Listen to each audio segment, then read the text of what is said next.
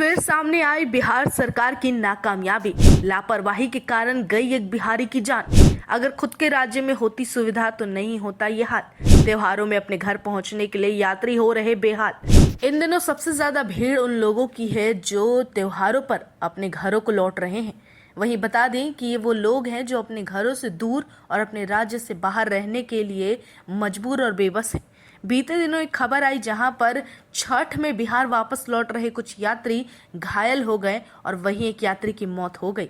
लेकिन सवाल उठता है कि आखिर इन सब में दोषी कौन है। इसका जवाब हम नहीं बल्कि आक्रोशित जनता खुद दे देती है। जानकारी के लिए बताते चले कि गुजरात की सूरत रेलवे स्टेशन पर छठ में बिहार लौटने पर प्लेटफॉर्म पर ऐसी भीड़ इकट्ठा हो गई कि भगदड़ मच गई। ऐसे में एक पैसेंजर की मौत हो गई और 4 यात्री बेहोश हो गए। जिन लोगों की भीड़ ट्रेन में जगह पाने के लिए थी वो बिहार से बाहर चाहे रोजगार या तो फिर शिक्षा के लिए या अन्य जीवन यापन के काम के लिए निकले थे। अगर इन सब चीज का इंतजाम उनके खुद के राज्य में होता, इन सुविधाओं को उनके खुद के राज्य में दिया जाता, यानी कि बिहार में मुहैया कराया जाता, तो शायद उन्हें बाहर जाने की जरूरत नहीं पड़ती और ना त्योहारों में समय और तारीख निकालकर घर वापस लौटना पड़ता। दूसरी तरफ बिहार सरकार जो दावा करती है कि बिहार का विकास दिन दोगुना रात चौगुना हो रहा है और हम रोजगार दे रहे हैं, शिक्षा की व्यवस्था बेहतरीन कर रहे हैं, लेकिन ये सुविधा किसे मिल रही है? क्योंकि अगर ऐसी कोई योजना पर बिहार में असल में काम होता, जमीनी स्तर पर ये काम दिखता, तो शायद बाहर जाकर काम करने और पढ़ने वालों की तादाद में कुछ न कुछ कमी जरूर आती।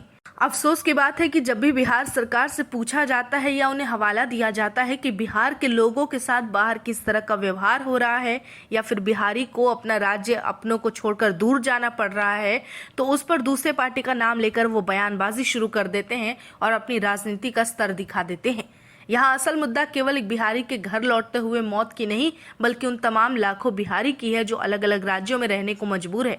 एक और महत्वपूर्ण सवाल उठता है कि आखिर जब हर राज्य सरकार एक नीति के तहत, एक योजना के तहत वहाँ की जनसंख्या के अनुसार कोई भी सुविधा मुहैया कराती है, तो लगातार बिहार में इस चीज की कमी कैसे हो रही है।